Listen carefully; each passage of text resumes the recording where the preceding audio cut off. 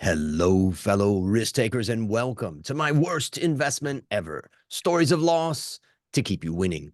In our community, we know that to win in investing, you must take risk, but to win big, you've got to reduce it. Ladies and gentlemen, I'm on a mission to help 1 million people reduce risk in their lives. And I want to thank my listeners in sunny Florida today for joining that mission. Fellow risk takers, this is your worst podcast host, Andrew Stotts from A Stotts Academy. And I'm here with featured guest Riggs Eckelberry. Riggs, are you ready to join the mission? I am ready and love to jump right in. Well, I think I'm going to kick off by introducing you to the audience. So just give me a second here. And audience, I want to introduce you to Riggs. He is a nationally renowned entrepreneur who deploys his personal break to build process to help rebuild the water industry, which has reached a critical breaking point in recent years, despite being essential to the planet's survival. As the founding CEO of Origin Clear, Riggs has developed innovative solutions to help businesses face rising water bills by tapping into new investment markets. He is even pioneering the development of water stablecoins, a cryptocurrency backed by water assets. With a diverse background in nonprofit management, ocean-going navigation, and technology disruption, Riggs is uniquely qualified to bring change to an outdated and overrun industry. Riggs, take a minute and tell us about the unique value that you are bringing to this wonderful world. Well, thank you, Andrew, and it's a pleasure. So we've gone through about 3 decades of essentially exporting our industrial base to much cheaper and sometimes more efficient manufacturing by the Chinese and others. But the one thing we could not export was our own water treatment. We had to do it on site. Unfortunately, we have not been funding it properly. Right now, the estimated unmet requirement for water infrastructure in this country is $100 billion. And last I checked, that's still a fair amount of money. So what's to be done? In fact, it's getting worse because most recently, the EPA started imposing new rules for cleaning out the fluorochemicals. And there's problems with dioxane. There's the stuff called Roundup, which is called chemically is called glyphosate. All these things are toxic to humans, and yet the cities just don't have the resources to get to it. As a result, we have poor tap water, and of course, the water table is getting polluted. Recent review of our rivers showed that for the past 5 years, their state has not improved at all. There's been zero improvement. They're all choked up with the results of fertilizer runoff. So what's the problem? What's going on? Well, it's very simple. 90% of all water demand is by industry and agriculture. And frankly, it's not very smart to just have this philosophy of have them send all their dirty stuff to a central point. Now, maybe that was true in the 40s and 50s when water treatment technology wasn't there.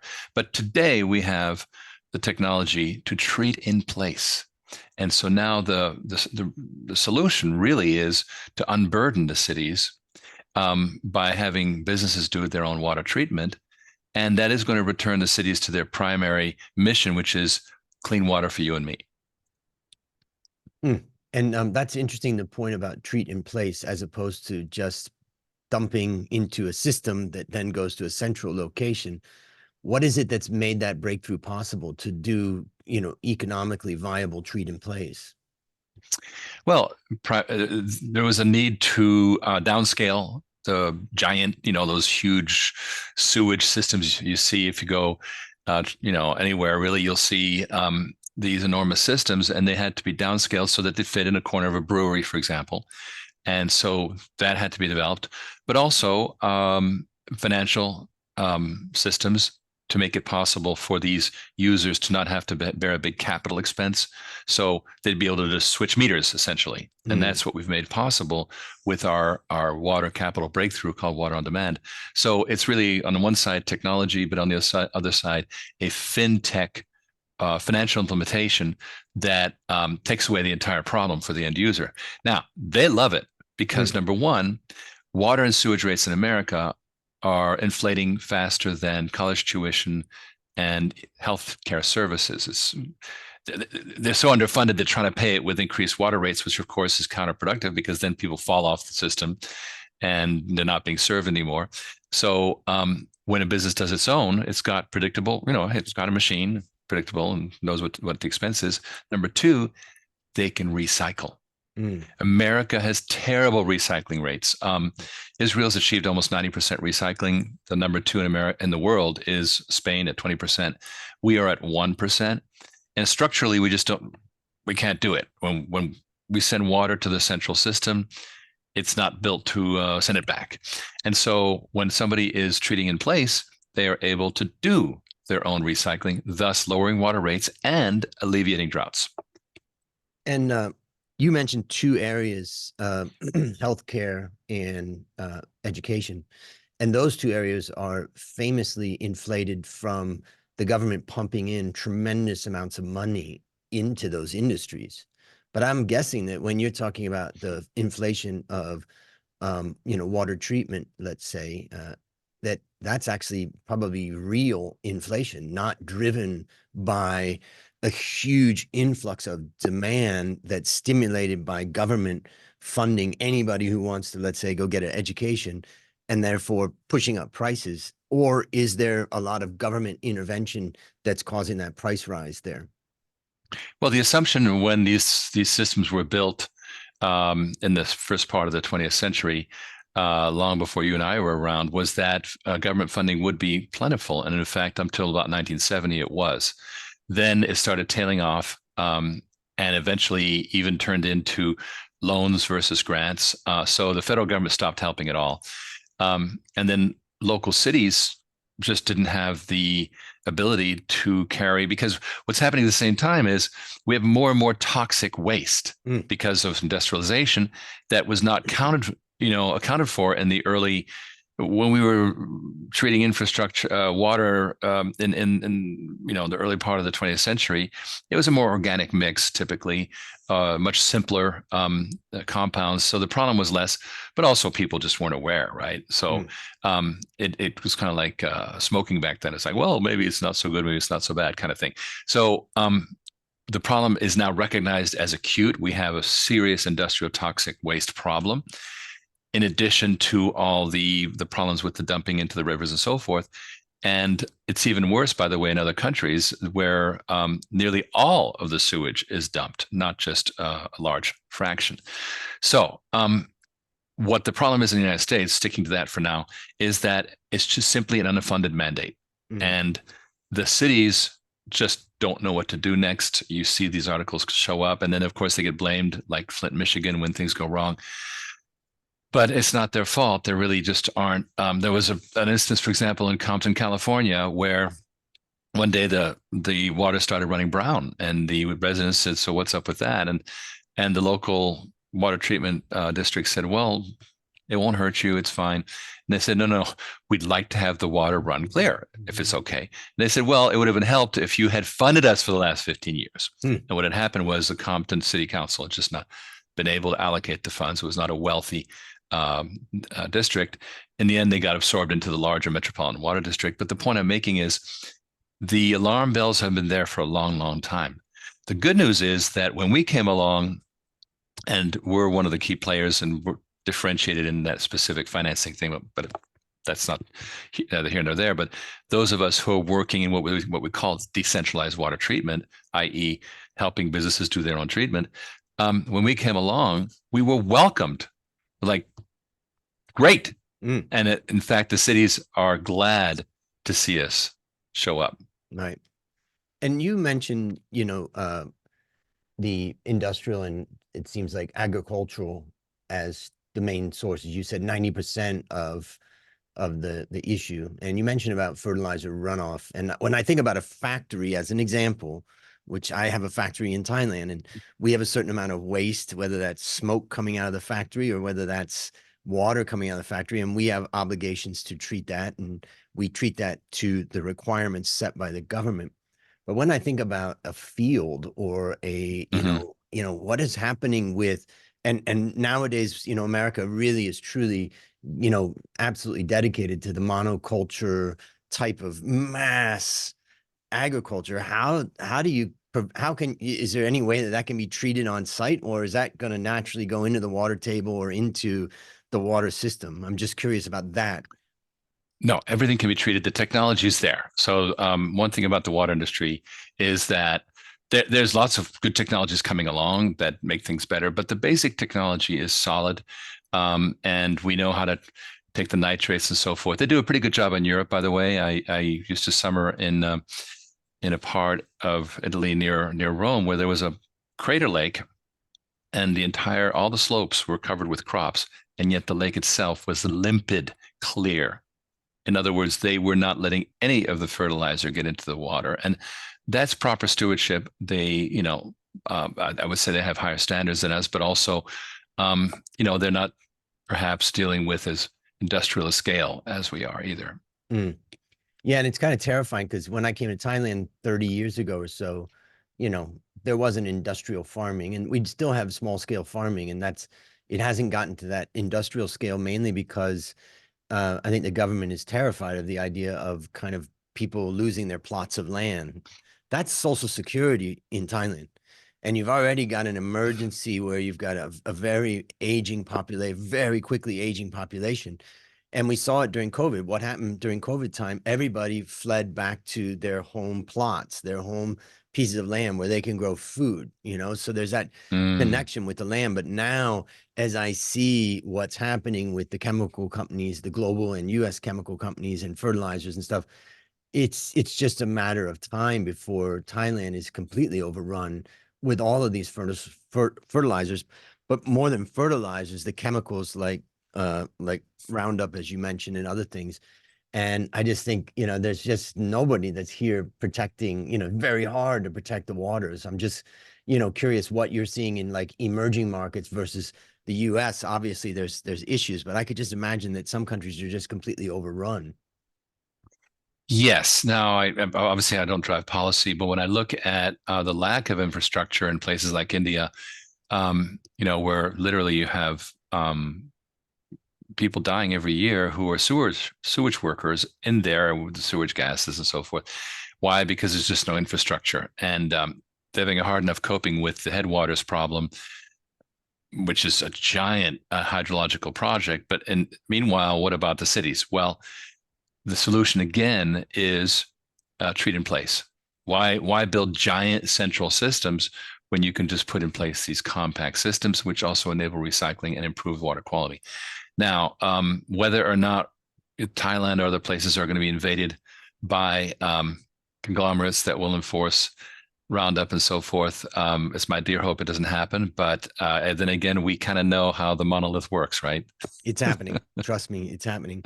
Um, well, I mean, it's a fascinating discussion, and I remember my father in his later years moved to North Carolina. My mom and my dad retired in Charlotte, and my dad really was interested in the rivers, and he volunteered in many different, ways to try to preserve the quality of the rivers and the quality of the water and the whole environment thing. And I think that that's such a critical thing. I just wonder one last thing just to understand your business. So here's this huge problem. Sure.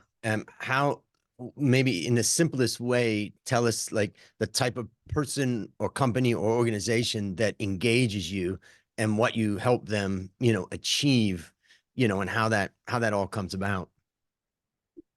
Thank you. I had to just pull Yeah. out my printer tray because it kept printing, but and very annoying. So, what the market is segmented between, of course, the very largest players, and then the sort of mid-level businesses, and then the consumer. At the very highest level, you have players like PepsiCo, for example, which is committed to recycling 80% of their processed water, which is excellent. You have Unicorn, for example, Gradient, which services those high-end companies, and generally they don't need financial assistance. They know what to do, and they have teams and so forth. But so that's a trend that's occurring at the high end. At the low end consumer, well, that's difficult for a company like ours to really get into because it's very commoditized. In the mid level, which is where all the action is. You know what Jesse James said, when he was asked, why do you rob banks? That's where the money is. Well, why do we service these middle class um, companies? Is because there's so many of them, and it is the bulk of the industry. But to do that, you have to get into a rubber stamp approach. You have to highly standardize. You have to create an assembly line approach where, like, what color do you want? Any color, including black, right? So in this case, we have developed a pod approach, which is highly standardized. They last for 100 years. You just put them to work and just change the filters. So that has been a technology breakthrough for us, and that is, I think, critical, is to have the right modular approach so that you can come in, drop the equipment on a pad, plug in the water and electricity, and you're up and running. And that is driving a lot of adoption. For example, in America right now, we have a big out migration trend where people and businesses are moving from the big cities to exurbia because of the work from home thing, but also because land is cheaper and sometimes more political freedom, a bunch of reasons why, but it's happening. Unfortunately, they're moving into districts where the water infrastructure is very limited. And we have 150,000 water districts in America, some of which serve as few as 3,500 people. So it's very fragmented. And when people move into those areas, I like to go skiing in Whitefish, Montana. Well, they just had 40,000 families move in to a bucolic place. Well, guess what? The water treatment gets overstressed. And so with that, it's important to have this pod capability. And that's what we're doing, where housing developments are being rolled out on prairies where there's no sewage, and they're able to have their units and be, the sludge tank gets serviced once a year and everybody's happy. So a lot of water independence going on right now, a lot of, pulling the plug, which I think is a positive thing. In fact, there's fears of cyber attacks. Well, the less dependence you have on the giant mega systems, the less danger there is from the cyber attacks. The decentralization concept. Exactly. And just out of curiosity, for a mid-sized company that says we want to bring in this type of solution, is it, is it very expensive, extremely expensive? Can they get financing for it? Do you do financing for it? How does that all work? Well, great question, Andrew. So what we've been doing for years now has been the conventional, you buy it and, we'll help you maintain it, but it's your property. And that really, because we're servicing the people who absolutely have to do it, they're being fined or they're stuck remotely or whatever it is, and they just have no choice. The next segment up in the marketplace really is the end users who would do it, who might think it's a good idea, right? But they don't have to. And for them, the financial part is really, really important. So to move beyond the dire necessity level where you can just charge and you're done, we had to invent something we call water on demand, which is a water as a service concept that enables people to do just a transparent switchover from the city to a private meter, which we maintain, and the equipment remains property of water on demand. Now, somebody's got to pay for those machines, right?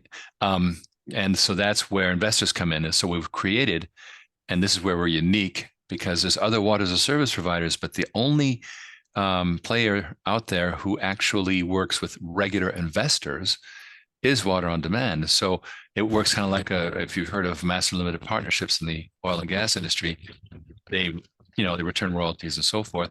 Well, we have a single approach here where investors get residuals from the operation of a basket of water equipment and conveyance systems. And they also get, equity and all kinds of fun perks like that. And people like it because it's water. They invest in oil and gas because it's profitable, but they don't love it. But they like the idea of water. And for someone like me or my listeners who may not have deep knowledge in that, a master limited partnership is where people are coming together, pooling their money, buying a group of assets that are then deployed in different places, and they're getting a return. There's a charge, for instance, there's a fee that's coming back to compensate for the use of that capital. And there's obviously a fee that's being paid also for the use of the machine and, the service and all that. Is that correct?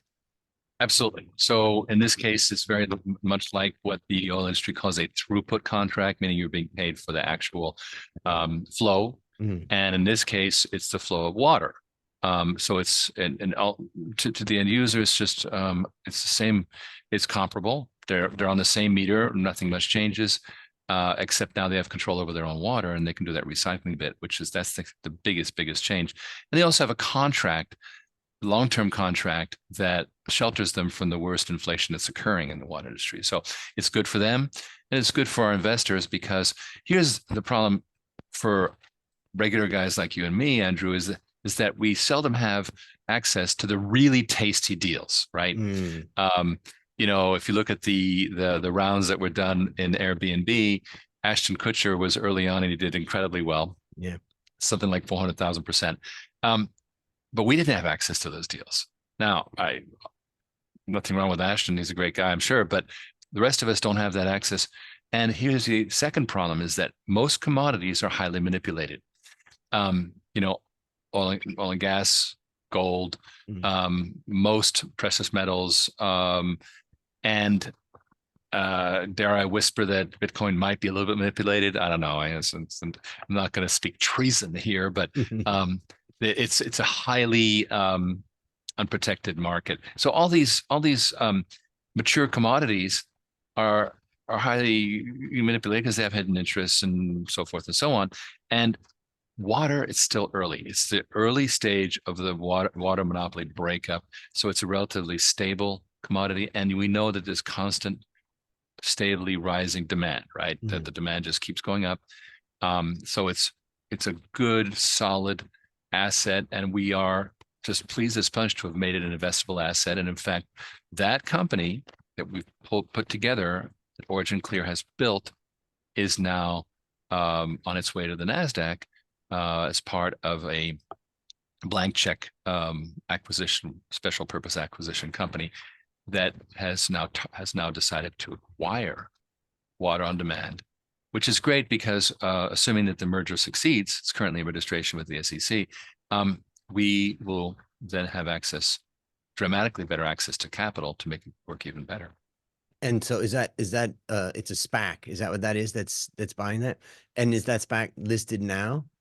Yes, it is. So the ticker symbol for the SPAC is FRLA, F Foxtrot Romeo Lima Alpha. FRLA. Okay, I'm gonna have to look that. I'm not seeing it yet. Hold on. Let's see, SPAC. I'll type that in.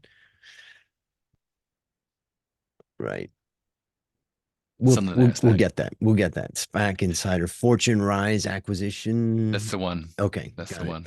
Fantastic. That's exciting. So my company, Origin Clear, has been a penny stock for many years. We Hmm. are the 13-year overnight success. Yep.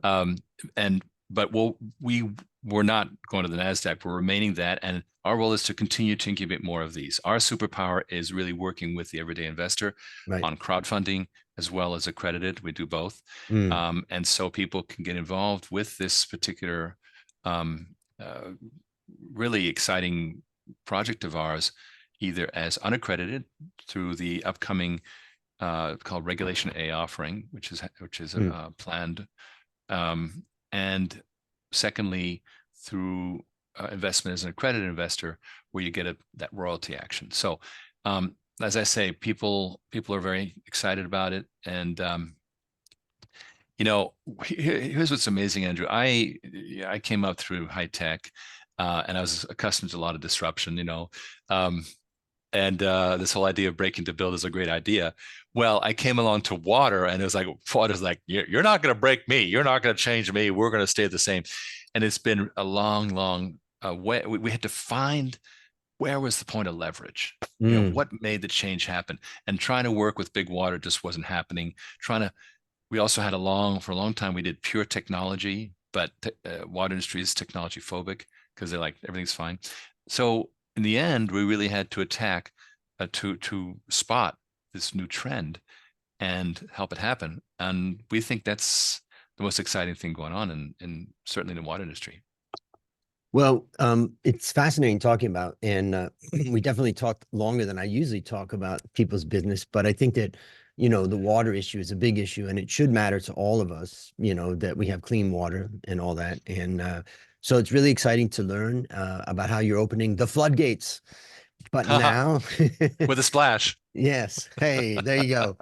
Um, so now it's time to show your worst investment ever. And since no one goes into their worst investment thinking it will be, tell us a bit about the circumstances leading up to it, and then tell us your story. Yes, well, of course, like everyone, I had high hopes. When I arrived in New York City, coming out of I'd spent a decade in the nonprofit space, and in between all that, I had these wonderful adventures in the South Pacific that I remember fondly.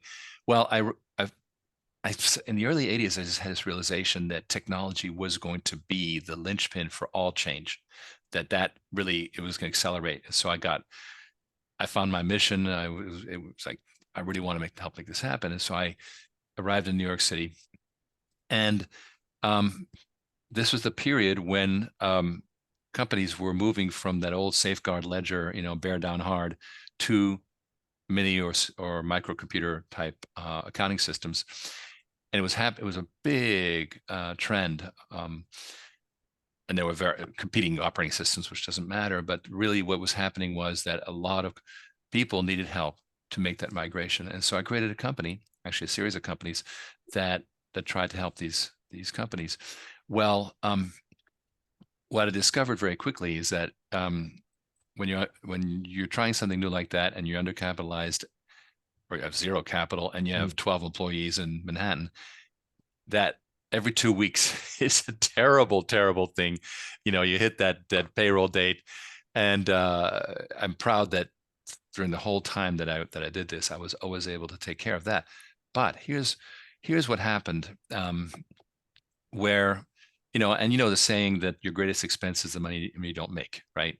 That the opportunity cost. And at the time, I was single, and I met a young lady who was an heiress. She was extremely wealthy, and she had a money manager. Wait a minute. I've been looking for a rich woman all my life, and you just found one like that, huh? Unfortunately, I it didn't. It for some reason I'm an anti-gold digger. I actually prefer a girl who's got a lot of gumption and scrappy. I like them scrappy. But anyway, um, there I met this wonderful lady, and she was interested in me, and things kind of got to a certain point, not very serious. But then she said one day, "I want you to meet my money manager." So, and back then, of course, in the '80s, you put on your monkey suit every single day. Boom. And so I went off with my suit from Paul Stewart and showed up at this money manager's office, and he said, "Riggs, this is a great thing you got going here. Why don't you go public?" And I said, "Oh, well, sir, you know, I'm not profitable yet."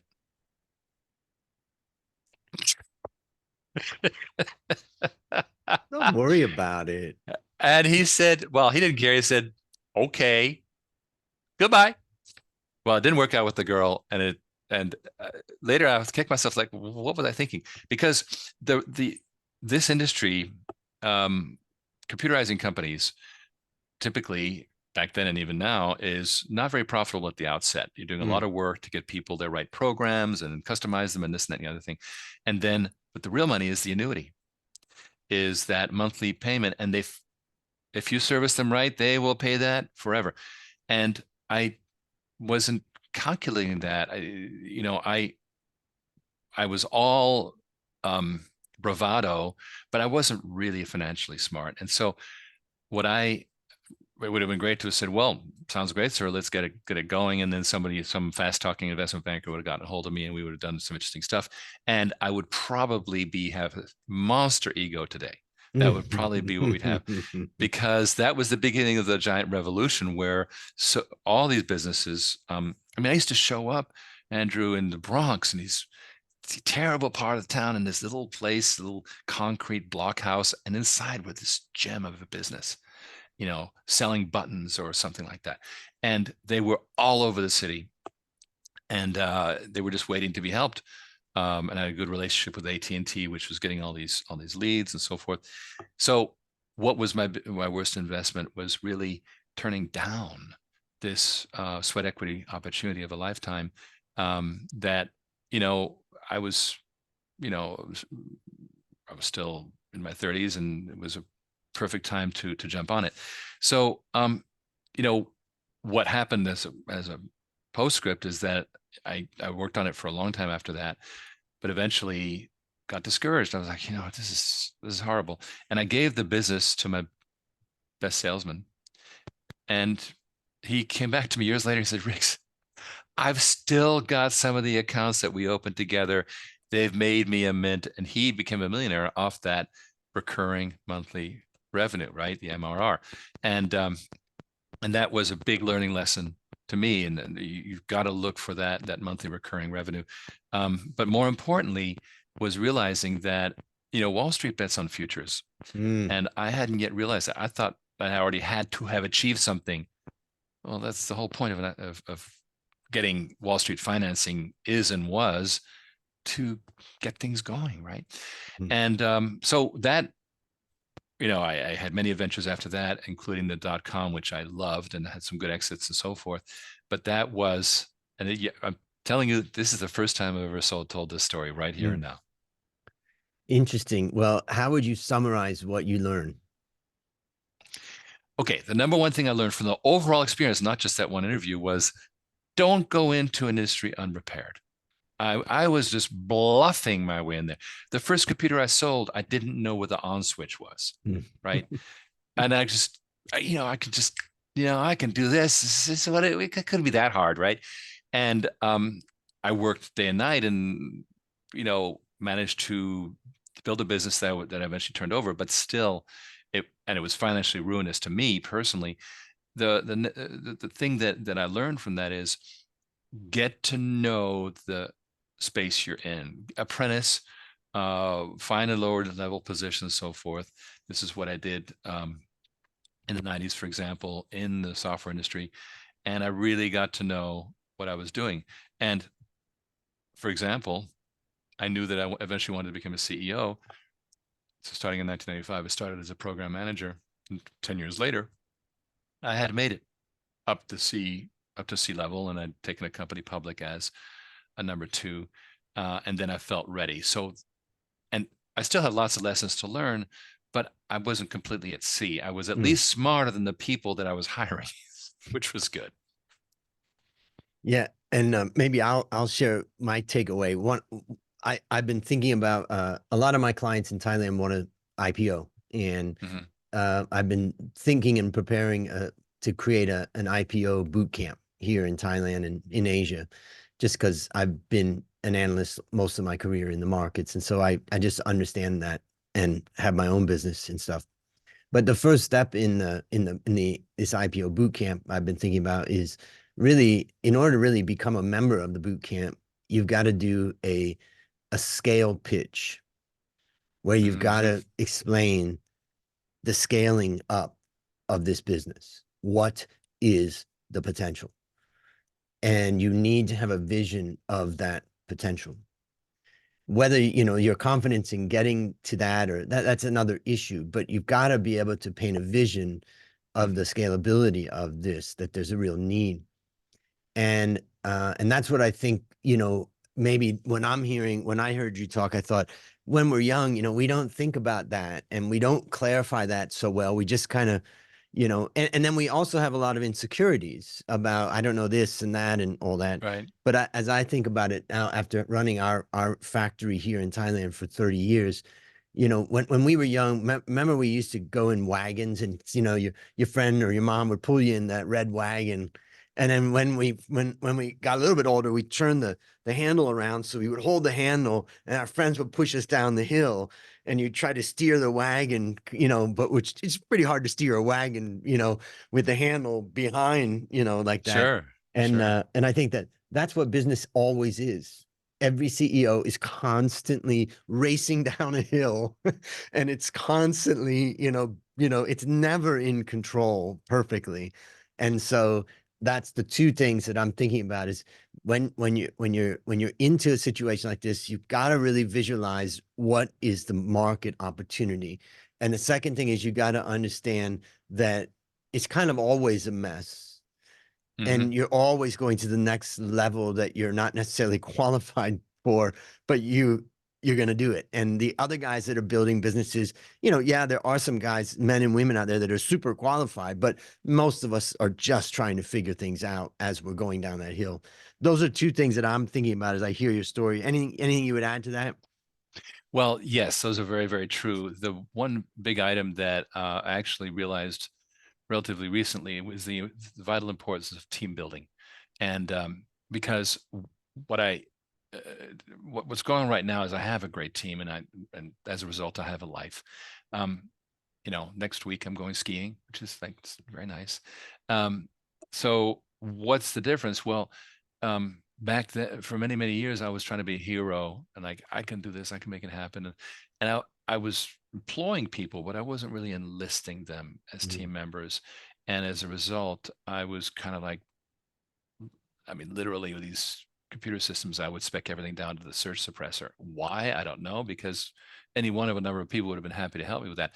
The point I'm making is I was not letting people really help me, and people want to help, right? Mm. So um, be you need to, the my Substack says, break to build with a team.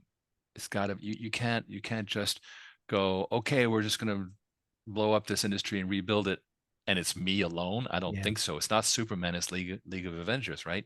So um I can't tell you how important it has been to finally, get to this point and have so many people really pitching there with me, being super excited, having to send a submission and blown away that wow, we filed an S4 and we're actually, and there's a NASDAQ application and and it's shared. That's the beauty of it. So it's not only more workable, but it's also more fun to Mm. work with a team. Yep. And the final thought I have is, when you say scaling, you mean you're really talking engineering. Scaling is an engineering problem. And so you got to put an engineer's mind to the scaling problem. Mm. Yeah, great stuff. Well, based on what you learned from this story and what you continue to learn, let's imagine a young person in your exact same situation right now. They're listening in. And what is one action? They can't take three. One action that you'd recommend that that person takes to avoid suffering the same fate. Again, it comes back to first of all, let's just take one thing not for granted, which is you need to like what you're going into because you're going to be stuck with it. Especially if you succeed, you're going to be stuck with it for years. So be sure you like it. The second thing is gain a really strong familiarity with every trade has its ins and outs, right? We think bras are sexy, but to someone they're just a business, right? It's schmata, it's the garment industry, and it's got lots of ins and outs. I learned about the garment industry's data requirements, IT requirements, and they're horrendous. And if you don't know that, you're going to be learning on the job, and you're going to be in pain.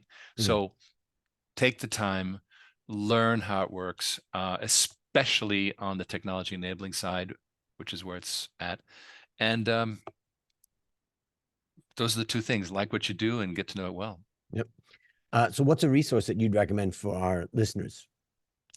One of the people I recommend really most, and a big fan of his, Clayton Christensen, who the late Clayton Christensen wrote a book called The Innovator's Dilemma. Great book. And the reason people need to read it is because it says that the seed of the destruction of every enterprise is in that enterprise, and it's being actively suppressed by the existing business model. You can liberate it, you can create a new business out of it. And this is ongoing. People think that they've missed all kinds of opportunities, and Amazon selling or whatever it might be. There's always the seed of the next generation in whatever's going on right now. Very smart man. He you know, the CEO of Intel, Andy Grove, actually listened to him Mhm. and transformed Intel with the Celeron chip. And he did Clayton did many other good turns like that. So it's one of my go-to books. Yeah. The Innovator's Dilemma: When New Technologies Cause Great Firms to Fail. Clayton Christensen, I believe, was a professor at Harvard, I think, and I believe he's passed away, but that book came out in 2013. I'll put a link of it in the show notes. It's rated 4.5 out of 5 on Amazon with about 4,000, reviews. So that's a pretty good one. I've read his stuff and definitely agree. Very good recommendation. All right, last question. What's your number one goal for the next 12 months? Well, it's very clear. We've godfathered this company now and achieved a solid valuation for it as it moves to the NASDAQ. We want to get it there, just like when I used to captain ships. Got to get it through the coral reef and not hit the edges, and actually pull up to the dock. So that's really our goal, is to get it there. And having gotten there, we need to build it rapidly, staff it up, add sea level, all that good stuff.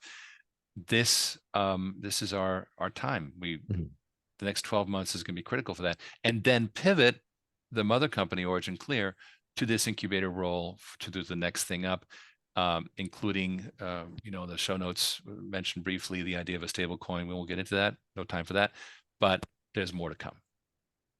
Exciting. Well, listeners, there you have it. Another story of loss to keep you winning. Remember, I'm on a mission to help 1 million people reduce risk in their lives. As we conclude, Riggs, I want to thank you again for joining the mission. And on behalf of A Stotts Academy, I hereby award you alumni status for turning your worst investment ever into your best teaching moment. Do you have any parting words for the audience? Andrew, I think that today is the best of times as the world deglobalizes and becomes completely chaotic. That's opportunity. Grab it. Love it. That's a wrap on another great story to help us create, grow, and protect our wealth. Fellow risk takers, let's celebrate that today we added one more person to our mission to help 1 million people reduce risk in their lives. This is your worst podcast host, Andrew Stott, saying, I'll see you on the upside.